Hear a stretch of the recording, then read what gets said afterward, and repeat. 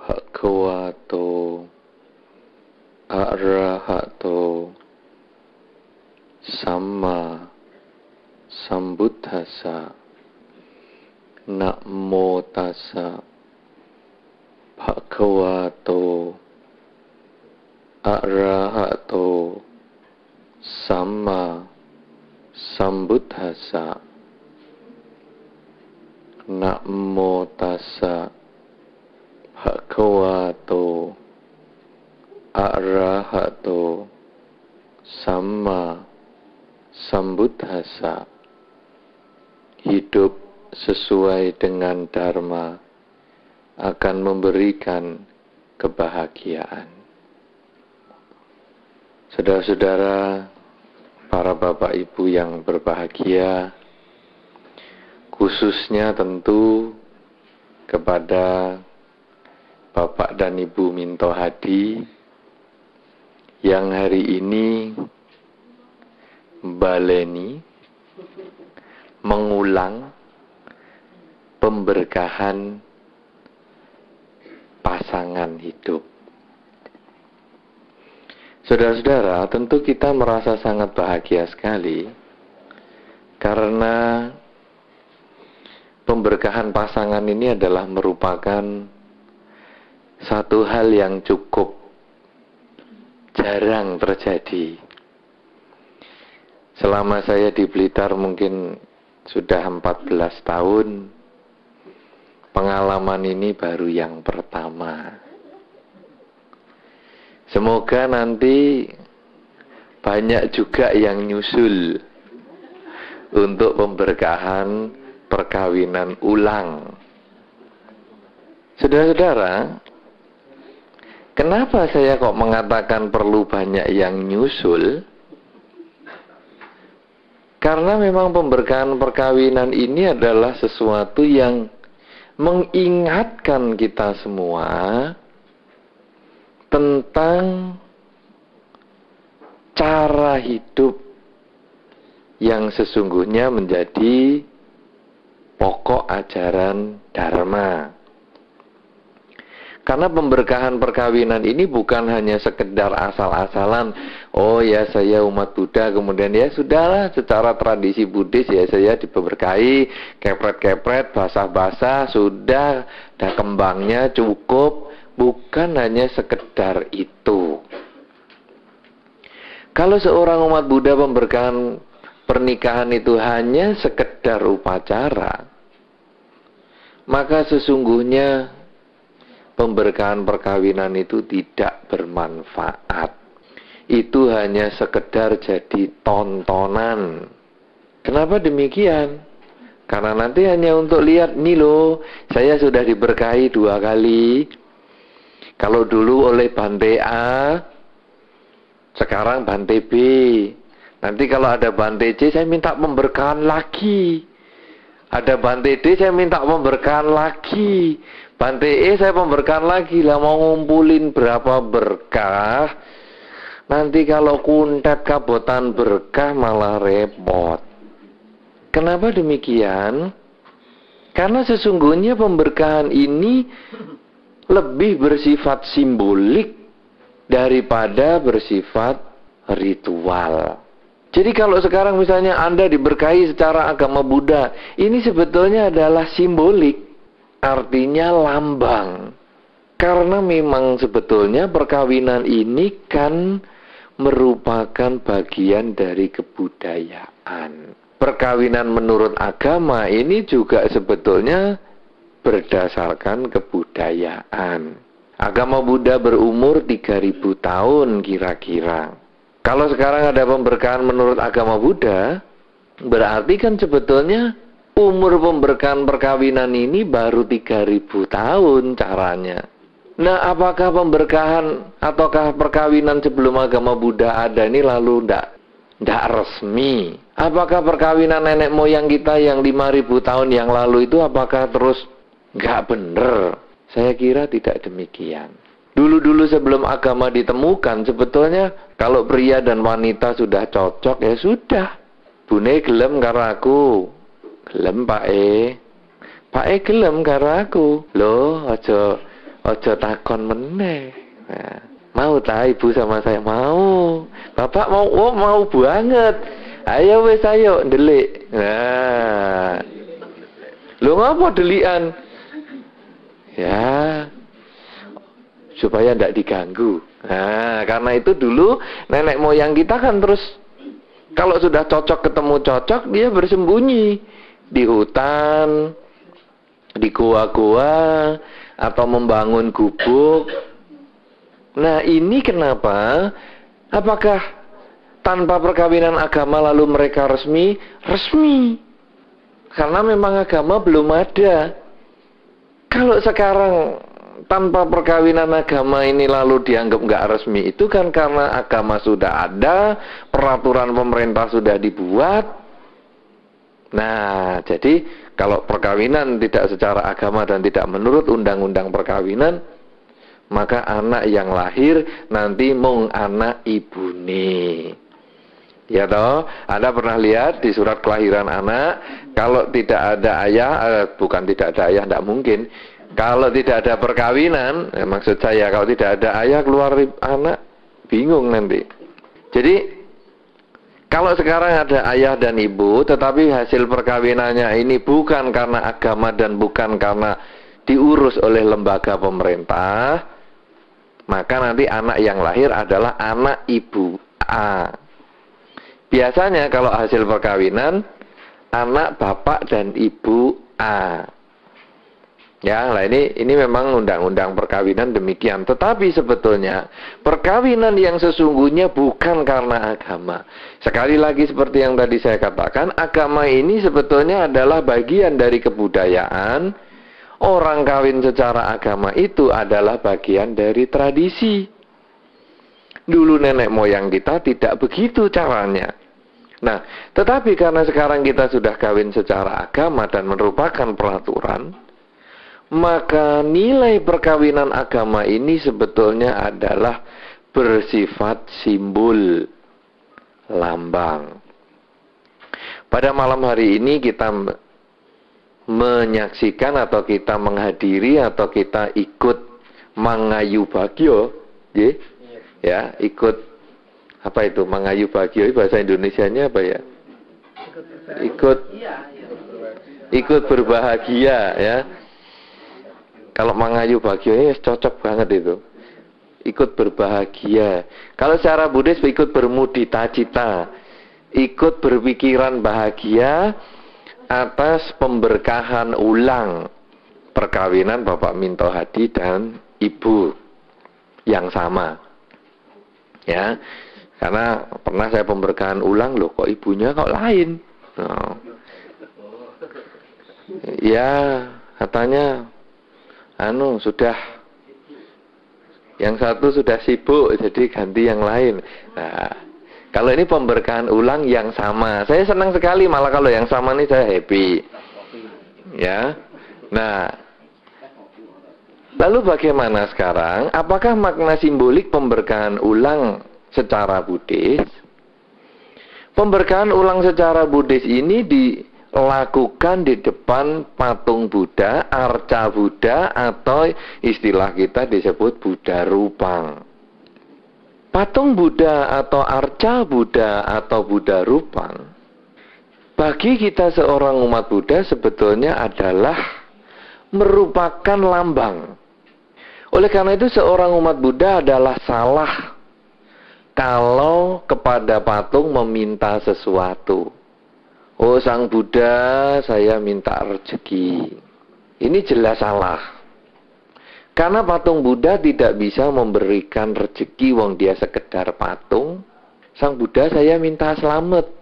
Wah, lebih salah lagi. Wong patung Buddha dijongkrok kayak aja atau kepancal kucing tiba, patah lehernya, bagaimana bisa menyelamatkan kita?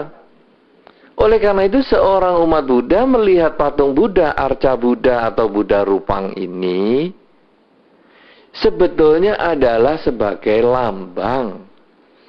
Lambang guru kita. Lambang orang yang kita hormati. Kenapa menggunakan patung? Karena pada zaman dulu memang belum umum menggunakan gambar. Sebetulnya dulu-dulu umat Buddha pada zaman Sang Buddha dulu menggunakan tempat duduk Sang Buddha. Jadi Sang Buddha biasa duduk di mana, kalau Sang Buddha pergi ya itulah tempat yang dihormati sambil merenungkan khotbah Sang Buddha. Seperti yang tadi kita baca pada waktu tadi acara dimulai puja bakti tadi, sebetulnya kita akan mengulang khotbah Sang Buddha. Mengulang khotbah Sang Buddha tentang kasih sayang, mengulang khotbah Sang Buddha tentang bagaimana itu kehidupan yang baik, yang benar. Itu yang kita ulang, kita baca terjemahannya, dan mestinya kita renungkan dan kita laksanakan di dalam kehidupan sehari-hari. Jadi, dulu sebetulnya yang dihormati adalah tempat duduk Sang Buddha. Kemudian pada beberapa ratus tahun kemudian, dibuatlah patung Buddha. Tetapi patung Buddha ini bukan mewakili gambar Sang Buddha. Karena itu patung Buddha ini selalu lain-lain. Kalau kita melihat patung Buddha Borobudur, akan berbeda dengan patung Buddha ukiran Mojokerto. Pernah Anda lihat ukiran Mojokerto? Belum? Kalau Anda lewat di Trowulan, Mojokerto, pinggir jalan itu banyak sekali patungnya, dan itu kelihatannya kayak Borobudur, tapi sebetulnya mukanya lain. Kalau Anda pergi ke Bali, tapi nanti kalau sudah agak aman, itu juga lain bentuk mukanya Bali. Patungnya lebih panjang-panjang mukanya. Karena memang patung Buddha bukan fotonya Sang Buddha.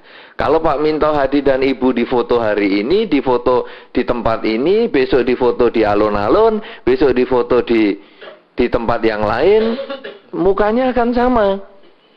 Tetapi kalau patung Buddha di tempat sini, di Mojokerto, di Bali, di mana saja, mukanya akan lain-lain. Karena memang patung Buddha, arca Buddha atau rupang Buddha ini hanya lambang. Nah, lambang apa sekarang? Kenapa kita di dalam pemberkahan perkawinan perlu menggunakan patung Buddha sebagai lambang? Karena Sang Buddha ini mewakili beberapa sifat yang pernah beliau lakukan selama hidupnya. Saudara-saudara, salah satu sifat yang sangat baik di dalam kehidupan Sang Buddha yang kita perlu tiru adalah kesabaran. Kesabaran Sang Buddha ini dikatakan sangat luar biasa. Bahkan kepada Dewa Datta yang sangat membenci Sang Buddha pun, Sang Buddha tetap memancarkan kasih sayang. Sang Buddha tetap menabiskan Dewa Datta sebagai biku. Ketika sebagai biku Dewa Datta aneh-aneh kepada Sang Buddha pun tetap memancarkan kasih sayang dan selalu memaafkan. Karena beliau benar-benar meyakini bahwa kebencian tidak akan berakhir dengan kebencian, tapi kebencian akan berakhir dengan kasih sayang. Dan memang pada akhirnya Dewa Datta yang selama hidupnya digunakan memusuhi Sang Buddha ini, pada akhirnya pun menyesal. Pada akhirnya pun tobat. Pada akhirnya pun bertekad memperbaiki perilakunya dan mengucapkan, aku berlindung pada Buddha, aku berlindung pada Dharma, dan aku berlindung pada Sangha. Nah, apakah watak ini yang kita pakai di dalam kehidupan sehari-hari? Bahwa di dalam kehidupan suami istri yang tentu sudah cukup lama juga dijalani oleh Pak Minto Hadi dengan Ibu, tentu kehidupan suami istri ini bukan isinya wah aman, damai, madu terus. Saya kira tidak demikian. Karena istilah kita pun dalam perkawinan adalah bulan madu.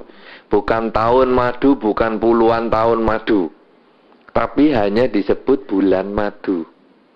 Bulan madu artinya tidak sampai 12 bulan happy-nya itu. Happy-happynya sebentar, kemudian ya tentu kembali ke masalah kehidupan berumah tangga yang sesungguhnya.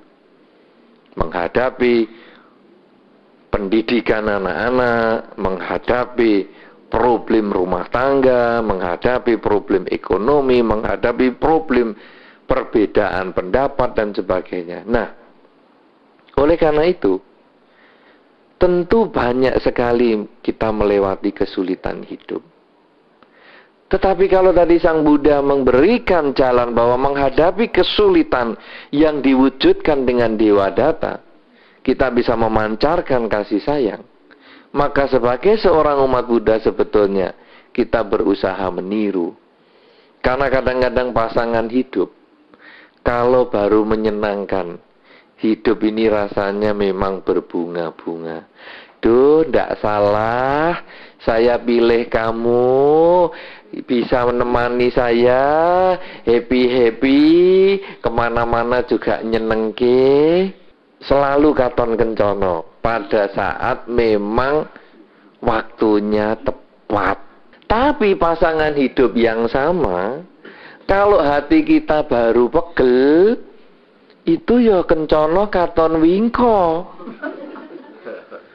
Sudah berusaha baik-baik, Pak, ini loh Pak, tak masake sayur sing paling Bapak senengi. Sok tahu kamu. Apa dikira saya baru kepengin Pak sayur itu? Loh, malah nyengak. Dimasake api-api kok nyengak. Lah ini kenapa? Karena mungkin kita baru pegel, kita baru stres. Sehingga pasangan hidup yang baik ini pun akan bisa kelihatan tidak baik. Nah, oleh karena itu, kalau kadang kita lalu gerenjel hatinya, lalu kita jengkel hatinya, loh saya sudah baik-baik kok kamu malah atos. Oh awas kamu besok ndak tak masakkan baru tahu kamu. Kasih nasi yang sudah 3 hari atos baru tahu kamu.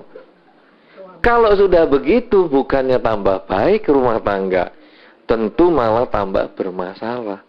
Justru kehidupan suami istri itu adalah seperti sandal kanan dan sandal kiri.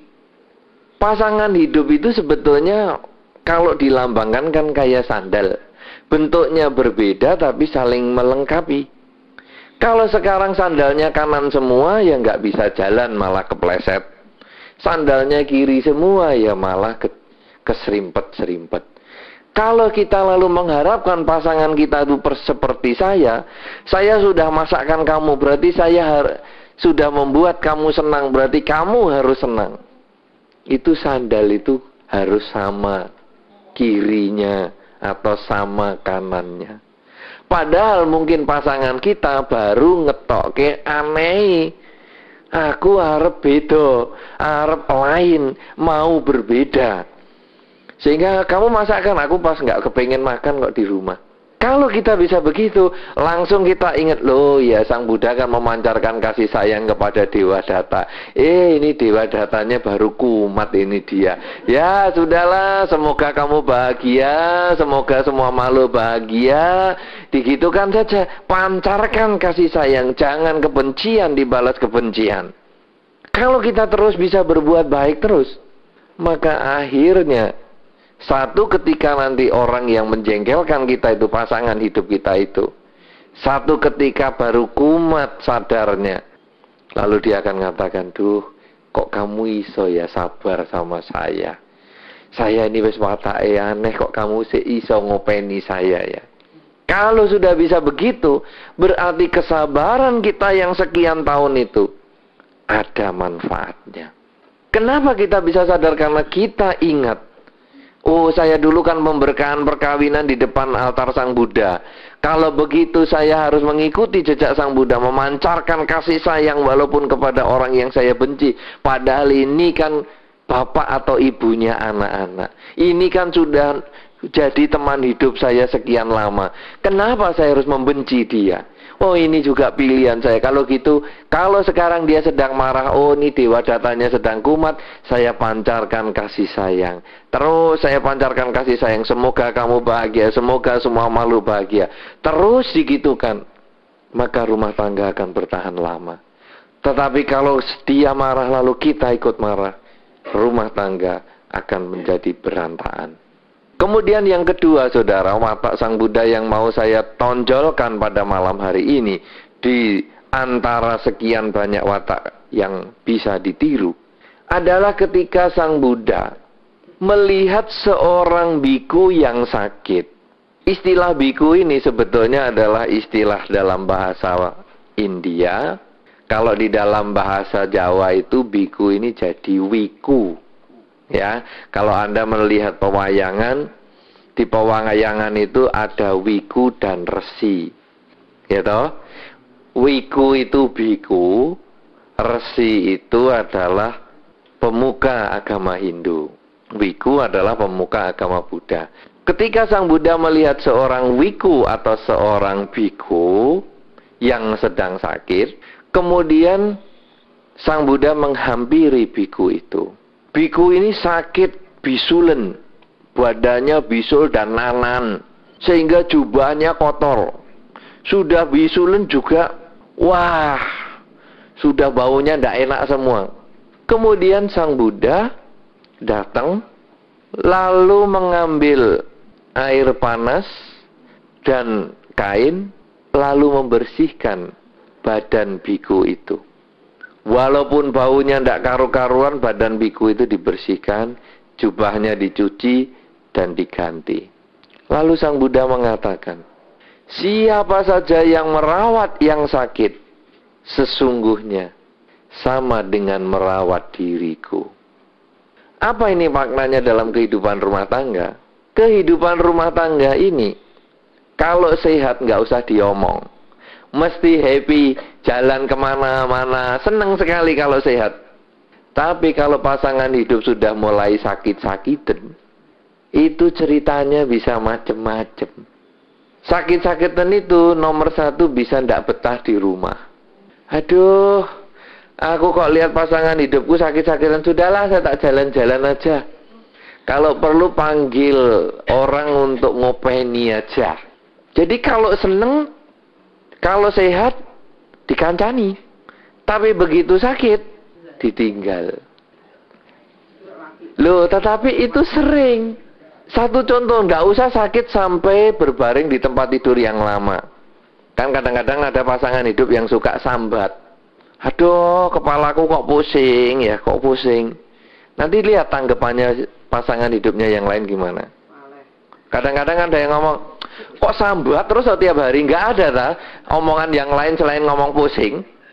Oh, kalau sudah begitu berarti dia hanya teman sehat, bukan teman waktu sakit. Tidak usah berbaring di tempat tidur, baru pegang kepala saja wis diomeli. Iya toh? Ya. Aduh sakit, ya sana loh, pergi ke dokter sendiri sana, naik becak sendiri. Kalau sudah begitu berarti ini hanya pasangan hidup di kala bahagia. Anda semua yang sudah berpasangan, coba renungkan baik-baik. Apa tanggapan Anda waktu pasangan hidup Anda sambat?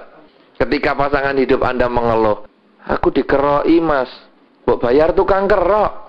Apa aku dadi bojomu kan ngeroi Pak?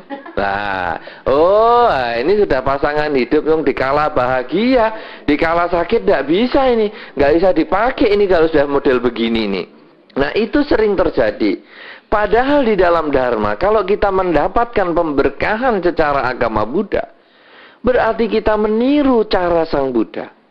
Kalau Sang Buddha tadi menyampaikan bahwa siapa saja yang merawat yang sakit adalah sama dengan merawat diriku. Berarti kalau pasangan hidup sakit, itu adalah kewajiban. Bukan hanya merupakan saran, tetapi kewajiban bagi pasangan hidup yang lainnya untuk ngopeni, untuk merawat, untuk ngeramut pasangan hidupnya yang sakit. Jadi kalau, duh aku kok kepalaku pusing ya, yang mana yang pusing sini tak pijet gitu. Lah, ini berarti sudah jalani nih ajaran Sang Buddha. Aduh awakku ini, badan saya kok rasanya masuk angin ya. Apa mau saya keroi? Loh, kalau begini ini sudah bagus. Keroi nganggo entong apa keroi? Oh, lah ini manis ngarepe jebule mburine atos. Ya. Ya toh, nah ini sini saya keroi, lah keroi. Aduh kok saya kesel ya, mau dipijit ta. Nah, ini kan kenapa? Karena masing-masing punya kewajiban ngeramut, punya kewajiban merawat pasangan hidupnya. Jadi selain kita sabar menghadapi pasangan hidup yang mungkin kumat dewa datanya, Tetapi kita juga hendaknya mau merawat pasangan hidup kita itu dikala sedang menderita. Apakah itu cuma sakit gigi, apakah itu pusing, apakah itu masuk angin, sampai sakit yang berat. Sebetulnya itu kita harus berusaha menjaga. Karena itu adalah merupakan kewajiban. Karena pasangan hidup, kalau di dalam bahasa Jawa sangat baik sekali, ada istilah garwo. Si garing nyowo. Jadi merupakan bagian dari kehidupan kita. Bukan cuman simah. Isine ngomah. Simahe pundi? Oh, isine omah iki. Isine omah ya kan ada termasuk kucing segala kan ini isine omah. Tapi ini benar-benar garwo. Jadi memang si garing nyowo. Jadi kalau ndak komplit ndak hidup. Nah, dengan demikian sebetulnya pasangan hidup kita itu kita punya kewajiban membantu, kewajiban setia kepada dia. Di dalam tugas suami dan istri, di dalam dharma, suami dan istri itu punya perbedaan tugas masing-masing, tetapi ada yang sama, yaitu setia. Setia di kala duka dan setia di kala suka. Ketika suka pasti banyak orang yang senang berkumpul dengan pasangan hidup kita. Tetapi ketika duka, tua, sakit-sakitan, kemudian sudah masuk rumah sakit, wah ini kadang-kadang kedukaan seperti ini kadang sulit untuk bisa dibarengi. Oleh karena itu saudara-saudara, pemberkahan perkawinan secara agama Buddha bukan hanya sekedar tradisi, tetapi sesungguhnya mempunyai satu makna, bahwa di dalam kehidupan sebagai suami dan istri hendaknya menggunakan sifat-sifat Sang Buddha yang pada malam hari ini saya tunjukkan ada 2 sifat. Jadikanlah itu sebagai contoh, jadikanlah itu sebagai nafas di dalam kehidupan perkawinan kita masing-masing, khususnya adalah perkawinan Bapak dan Ibu Minto Hadi yang dilakukan pemberkahan pada malam hari ini. Jadikanlah nafas kesabaran, jadikanlah nafas mau merawat pasangan hidup yang sedang mengalami kesulitan ini sebagai nafas di dalam perkawinan Anda, sehingga akhirnya pasangan hidup ketika malam hari merenung, dia akan selalu menyadari, saya tidak salah pilih, memilih pasangan saya ini sebagai teman hidup saya mulai sekarang sampai selama-lamanya, karena dia selalu menjadi sahabat yang baik di kala suka dan duka. Dan inilah merupakan kebahagiaan rumah tangga. Tidak ada kebahagiaan rumah tangga yang lebih tinggi daripada keharmonisan. Boleh punya uang, tapi kalau tidak harmonis rumah tangganya, tidak bisa saling menjaga, tidak bisa saling membahagiakan, maka uang yang banyak itu pun tidak ada artinya. Tetapi ketika kita bisa saling menghargai pasangan hidup, kita bisa saling sabar dan saling mengerti ketika pasangan hidup kita sedang kesulitan, maka rasanya merupakan satu kebahagiaan, seperti sandal kanan dan kiri yang bisa mengantarkan orang yang menggunakannya kemana-mana dengan baik. Demikian pula rumah tangga antara suami dan istri yang harmonis akan bisa mengantarkan pasangan ini ke kondisi yang bahagia, baik di masa sekarang maupun di masa yang akan datang. Selamat kepada Bapak dan Ibu Minto Hadi. Semoga perkawinan dan pemberkahan secara tradisi Buddhis ini bisa dimengerti makna simboliknya, makna lambangnya, sehingga bisa digunakan di dalam kehidupan sehari-hari. Demikian pula kepada kita semua yang hadir, hendaknya nasihat perkawinan kepada keluarga Pak Minto Hadi ini jangan hanya milik Pak Minto Hadi saja, tetapi menjadi milik kita semua yang berumah tangga, sehingga akhirnya kebahagiaan rumah tangga akan menjadi milik kita semua. Semoga keluarga Pak Minto Hadi berbahagia, semoga semua yang hadir di sini selalu berbahagia, semoga semua makhluk, baik yang tampak maupun yang tidak tampak, akan memperoleh kebaikan dan kebahagiaan, sesuai dengan kondisi karmanya masing-masing. Sabe sata bawantu sukitata.